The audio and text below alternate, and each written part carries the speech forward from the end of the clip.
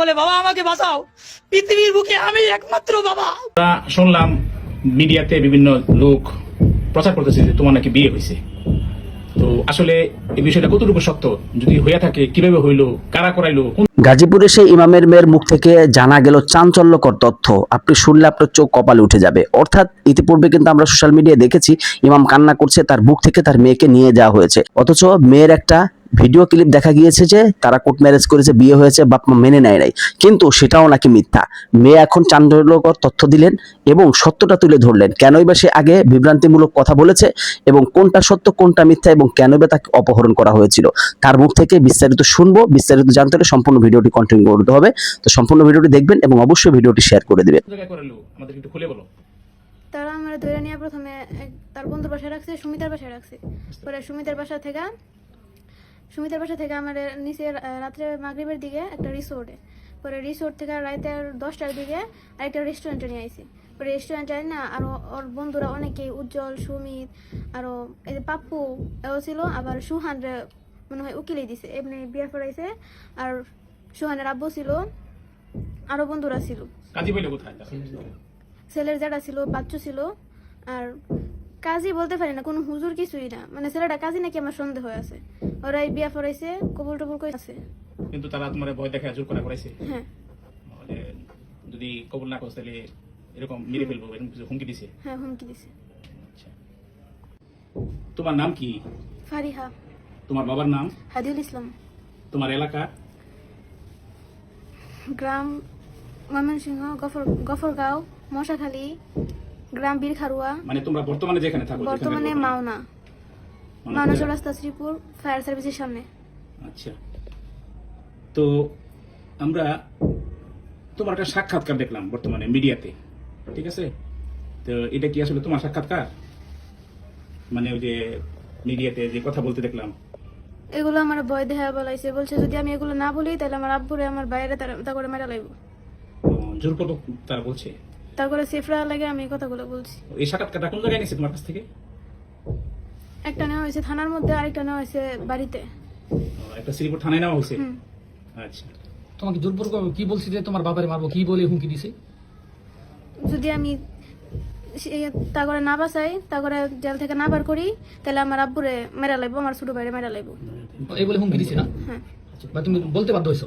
বলতে বাধ্য আমি। আচ্ছা, যারা তোমার কিডন্যাপ করছে, উঠায় নিয়ে গেছিল, তাদের সাথে পূর্বের তোমার কোন সম্পর্ক আছে? না। ও, তারা কি ইতিপূর্বে তোমার উত্তক্ত করতো, বিরক্ত করতো, ডিস্টার্ব করতো? হ্যাঁ।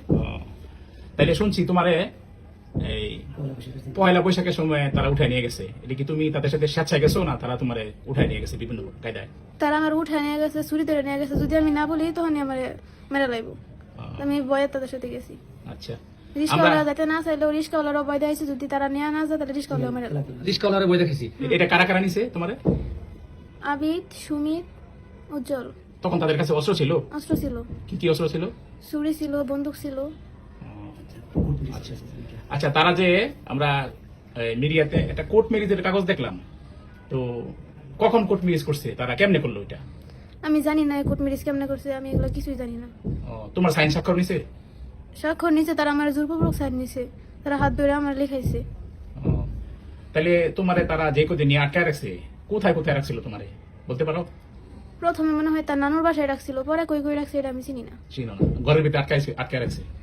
আচ্ছা, আমরা মিডিয়াতে দেখলাম কেউ কেউ বলতেছে যে তোমার নাকি 22,000 টাকা দামের মোবাইল দিছে। আসলে কি ঘটনা সত্য? আল্লাহর কসম এটা সত্য না। সত্য না? আচ্ছা, আচ্ছা, তারপরে প্রেম সংক্রান্ত যে সমস্ত বিষয় বললো মিডিয়াতে দেখলাম যে ভাইরাল হয়েছে, যে তোমাদের মধ্যে রিলেশন ছিল আর কি পূর্ব থেকে, এরকম কোনো কিছু ছিল না, ভুলেও না। ওর সাথে এরকম কোনো সম্পর্ক ছিল না? না। আচ্ছা, এখন ওই যে মিডিয়াতে যা যা প্রচার হয়েছে, বিভিন্ন জন বলতেছে তার সাথে তোমার সম্পর্ক ছিল, প্রেম ছিল, তুমি স্বেচ্ছায় গেছো গা, হ্যাঁ ইচ্ছা করে গেছো গা, এগুলো কি সত্য? এগুলো ভুল। আচ্ছা, এগুলো ভুল তো বলছি। আর যে ব্যভিচার হয়েছে, জুলুম হয়েছে, সেই সম্বন্ধে তুমি বলো, কি চাও? আমি তারপর বিচার চাই। আচ্ছা, দেশবাসী কি তোমার জন্য বিচার করবে? আইন প্রশাসন যা আছে এদের কাছে তুমি কি বিচার চাও না? আমি সবার কাছে বিচার চাই। তাদের কি কিরকম শাস্তি চাও তুমি? কিরকম জুলুমটা তোমার উপর করা হয়েছে, কিরকম শাস্তিটা চাও? তোমার মারছে, আঘাত করছে তারা? না, তারা আমার মারে নাই, তবে তারা যে আমার এত ভয় দেয়া নিয়ে গেছে, আমার সাথে এতগুলো করছে, আমার বাবার বুকে পিস্তল ঠেকাইছে, এগুলোর বিচার আমি চাই। তার অনেক ভয় দেখাচ্ছে যে বাবারে মেরে লেবো, বাইরে মেরে লেবো, এরকম বলছে না? হ্যাঁ। আচ্ছা, ঠিক আছে। যাই হোক দর্শক মন্ডলী, আমরা সম্পূর্ণ ভিডিওটি দেখতে পারলাম এবং মেয়ের মুখ থেকে জানতে পারলাম মেয়ে কিন্তু অনেক হুমকি দামকির ভয়ে কিন্তু একটা বিভ্রান্তি দিয়েছিল, তার সাথে বিয়ে হয়েছে এবং তার সাথে এটা হয়েছে সে বাড়ি মেনে নেয় নাই বিধায় সে আমাকে তুলে নিয়ে গিয়েছে। যাই হোক, কিন্তু সেগুলো নাকি মিথ্যা। ইমাম যে কান্না করেছে এটা সত্য, এবং ইমামের মেয়েকে যে অপহরণ করা হয়েছে এটাও সত্য, এবং কে বা কারা করেছে সেটাও বিস্তারিত জানতে পারলেন। আসলে এটা প্রতিবাদের আওয়াজ তুলতে হবে, এবং এটা প্রতিবাদ না করলে পরবর্তীতে এরকম ঘটনা আপনার আমার মেয়ের সাথেও ঘটতে পারে। যাই হোক দর্শক, আজকের ভিডিও নিয়ে আপনার মন্তব্য কমেন্ট করবেন, ভিডিওটি ভালো লাগলে লাইক এবং শেয়ার করবেন, অবশ্যই শেয়ার করবেন, প্রচুর পরিমাণ শেয়ার করা চাই, যাতে করে অন্য সকলে যেন প্রতিবাদের আওয়াজ তুলতে পারে। তো সবাই ভালো থাকবেন, সুস্থ থাকবেন, সামনে আবার নতুন কোনো ভিডিও নিয়ে উপস্থিত হব। আসসালামু আলাইকুম ওয়া রাহমাতুল্লাহি ওয়া বারাকাতুহু।